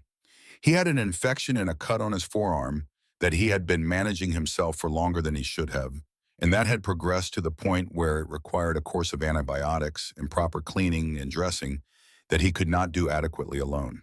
He had no insurance. He was between coverage periods. He explained between his military coverage and whatever he was going to have on the civilian side, and he said he understood if that was a problem, but he was leaving in 2 weeks. He had re-enlisted, he was shipping out again, and he needed to get this handled before he went. She had cleaned the wound and prescribed the antibiotics and dressed it and told him to keep it dry and to change the dressing every 2 days, and that if he was going to be overseas, he should take twice the antibiotic supply she was giving him because access might be limited. He had sat on the exam table and looked at her with the steady dark eyes of someone who says thank you and means it in its fullest sense. He had said, "What do I owe you?" She had said nothing. She said the clinic operated on a sliding scale and his scale was 0. He had looked at her for a moment. He had said, "I will find a way to pay you back someday." She had said, "You do not have to." He had said, "I know, but I will." His name had been Curtis. Curtis Maddox. She looked at the tattoo on the wrist of the man standing in front of her. She looked at his face. Dark eyes, the same architecture. The family resemblance that is not always visible to strangers but becomes visible once you know to look for it. She said Curtis Maddox. Gravel went very still. She said he came to the clinic on 5th Street 3 years ago. He had an infected wound in his forearm. She said he was leaving in 2 weeks. He said he had re-enlisted. Gravel was looking at her with an expression she could not fully read because it contained too many things at once and they were all arriving at the same time. He said, "How do you know that name?" She said, "I treated him." She said, "I did not charge him because he had no coverage and he was shipping out." She said, "He told me he would find a way to pay me back." She held up the cashier's check. She said, "This is the Fallen Brothers Veterans Fund." He said, "Yes." She said, "Curtis set it up." He said, "Yes." He said he set it up before his last deployment. He said he did not come home from that one. She looked at the check again. She looked at the words on it in Elias Pruitt's careful handwriting. She looked at the amount. She thought about a 23-year-old soldier sitting on an exam table in a clinic that smelled of antiseptic and coffee, saying, "I know, but I will," and meaning it in the way that certain people mean things they say completely and without reservation. He had kept his word, not in person, not in the way either of them had imagined. But the fund he had set up with his bonus money before he went back to a place he did not return from had just paid a debt he had promised to pay in a way that could not have been planned, that no one could have orchestrated, that had arrived at this exact moment through a chain of events that no rational person would have been able to predict, and that had nonetheless arrived with the precision of something that was always going to happen, that had only been waiting for the circumstances to allow it. She put her hand over her mouth. Gravel was not a man who showed what was happening inside him in any obvious way. He had been through too much for obvious. But he was looking at her with an expression that had moved past the categories he normally kept his expression within, and the muscle at the edge of his jaw was working, and his eyes were doing something that the morning light was probably doing a sufficient job of explaining if anyone was watching closely enough to wonder. He said he came to your clinic. She said yes. She said 3 years ago. She said, "I did not know your family name. I only knew his first name." He said he never told me about a clinic. He said he told me he was going to find a way to pay back some woman who had helped him. He said he set up the fund partly for that, in case he could not do it himself. He paused. He said in case he could not do it himself. She looked at him. He looked at her. Between them, in the November air with 1,000 engines idling and the sound of them filling the street and the morning light catching the chrome of 1,000 machines, the thing that needed to pass between them passed without words.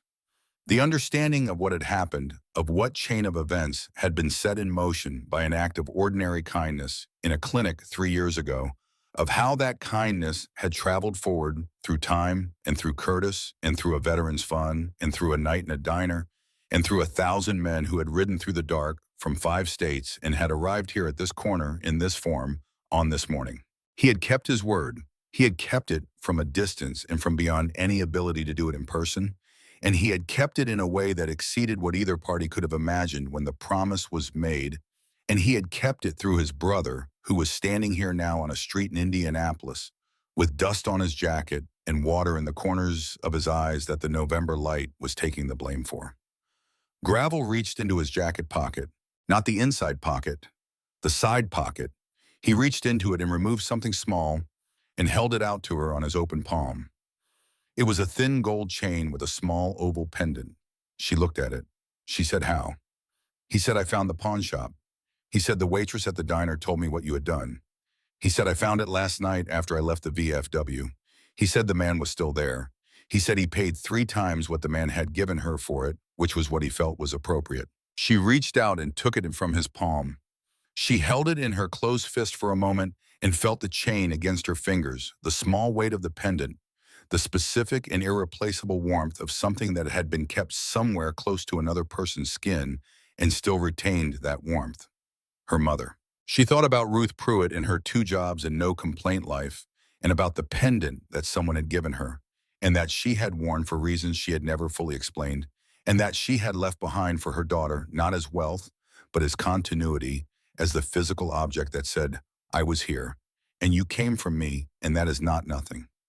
She thought about the empty velvet box. She thought about what it had meant when she opened it at the pawn shop counter and handed over the chain to be giving away the last thing. She looked at the chain in her hand. She looked at Gravel. She said, "You did not have to do this."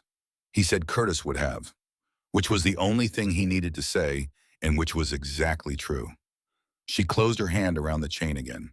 From somewhere behind Gravel, from the direction of the parked vehicles at the edge of the crowd, there was movement. A door opened. Small feet on the pavement running with the distinctive sound of a child who has decided that running is the appropriate mode of transportation for this situation. Ren Maddox came through the crowd. She had been discharged from the hospital that morning, which was why she was here, which was why Gravel had brought her, because the circle required her presence to be complete. She was wearing her father's jacket again, the leather one which came to her knees, and she was running with the single-minded determination of a 7-year-old who has identified her destination and is not going to be slowed by anything as minor as adult legs in the edge of 1,000 motorcycles. She ran to Celeste and she did not slow down. She wrapped both arms around Celeste's legs and pressed her face against her and held on. Ren was not a child who touched strangers easily. She was a child who watched and assessed and decided carefully about proximity and contact, and who had in her 7 years developed a very accurate understanding of which people and which places were safe. This understanding was not the result of a cautious personality. It was the result of experience. The experience of being in hospitals. The experience of being smaller than every situation you are placed in. The experience of learning earlier than most that safety is not guaranteed and must be identified when you find it. She had identified it. She held on. Celeste looked down at the child holding her legs. She put one hand on the top of Ren's head gently, the way you place a hand when you want to communicate that you are here and you are not going anywhere, and it is all right. The gold chain was in her other fist. She looked up at Gravel. He was looking at his daughter. He had the expression of a man who has been afraid of something for a very long time and has just watched the fear pass. Not permanently. He was a man who understood that fear about a child is never fully behind you, that it lives in the same place the love lives because they are made of the same material. But the particular fear of the last 2 days, the fear of what had almost happened and what had been at risk and what had been owed that fear was passing, and what was coming in to replace it was something quieter and more total. He said, "Ren," she looked up from Celeste's legs. He said, "This is the nurse who helped you." Ren looked at Celeste with her serious dark eyes. She said, "I know." She said it with the certainty of a child who has already made this calculation and does not need additional information to confirm it.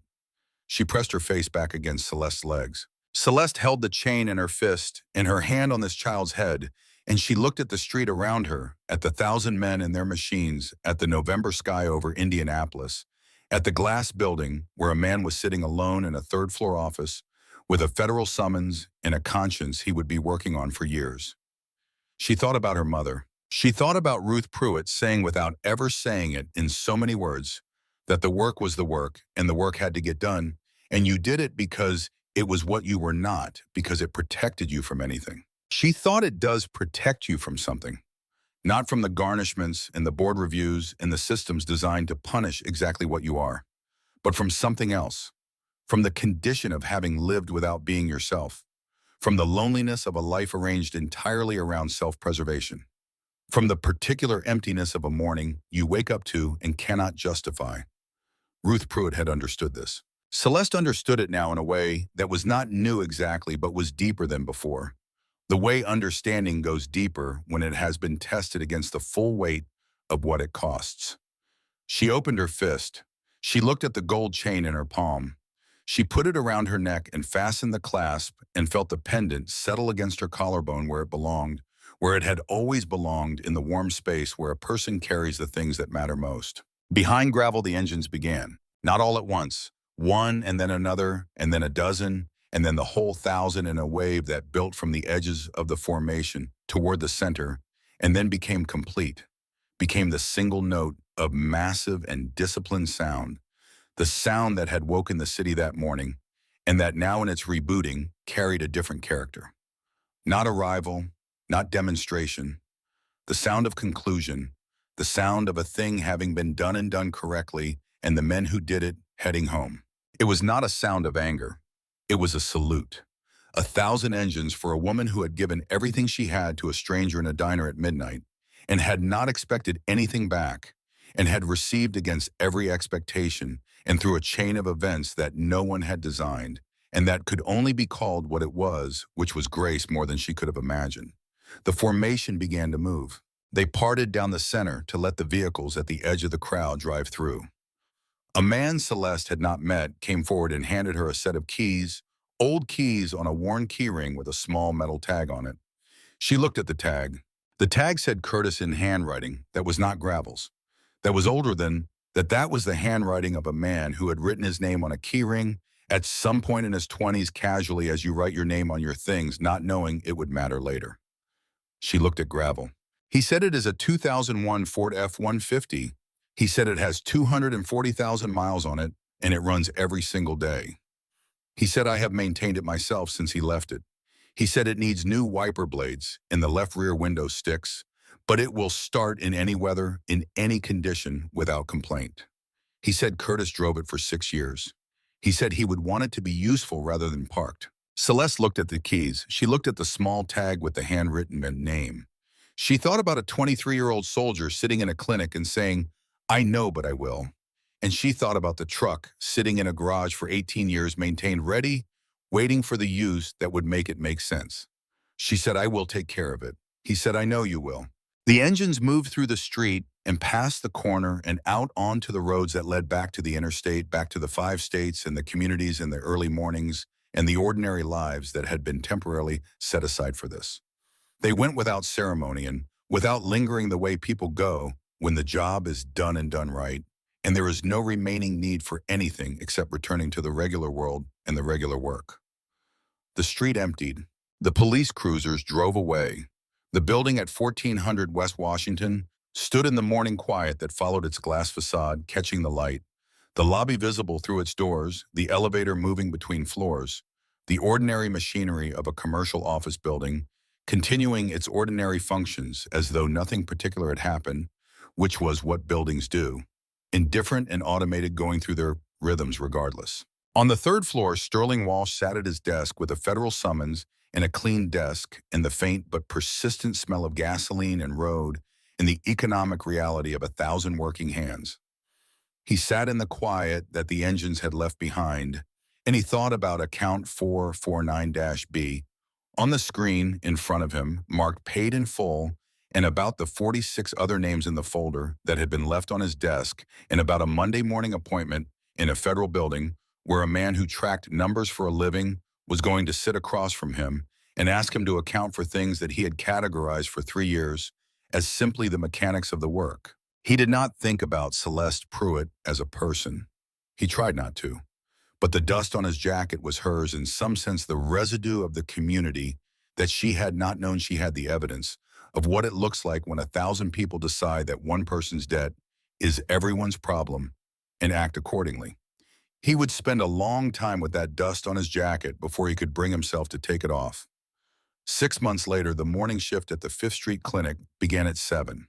The waiting room filled by 7:30 with the usual faces and some new ones, and the particular mixture of resignation and hope that populated this room every morning, The combination that was the essential mood of a place where the need was always larger than the resources, and the work continued regardless. The fluorescent lights hummed, the coffee hot plate gurgled. Marvella was at the front desk. Celeste drove to work in a 2001 Ford F-150 that had new wiper blades and a left rear window that still stuck sometimes in 242,000 miles, and an engine that started every morning without complaint in weather that had gotten progressively worse through the Indiana winter. She parked in her usual spot near the east fence. She sat in the truck for a moment, as she sometimes did not, because anything needed to be decided, but because she had learned to appreciate the space between arriving somewhere and going in. The quiet moment before the day began. She reached up and touched the pendant at her collarbone. The gold chain, the oval pendant, back in the place it belonged. She thought about her mother. She thought about Ruth Pruitt and about what it meant to do the work because it was what you were, and not because it protected you from anything. And she thought that her mother had been right, and she had been right to follow her, and she thought that some chains of rightness, once begun, do not end the way you expect them to. Of the 47 accounts that Wick had documented and Gravel had presented, and that now existed in a federal file alongside the IRS criminal inquiry into Walsh and the subsidiary structure of Apex Management Services, 31 had been fully resolved within the 6 months following the morning on West Washington Street. The resolutions had come through several channels, some through the direct pressure of the organized documentation, some through a civil settlement that the Apex Holding Company had reached with an attorney. Gravel had connected several of the 47 to an attorney who had looked at the case and said he would work on contingency and who had meant it.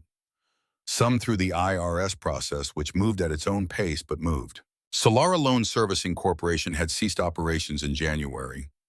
Walsh was awaiting trial. 16 of the 47 were still working through the system. The system was slow. It had always been slow. Celeste knew this better than most, but it was working. At the clinic on the wall beside the supply cabinet, there was a new notice board. On it was a flyer printed simply no decoration that described a fund established in memory of Curtis Maddox for nursing students from low-income backgrounds in Indiana. The fund had been seeded by the overage from the West Washington settlement and by a donation from the Fallen Brothers Veterans Fund and by a collection taken at Three Hells Angels chapter events that fall.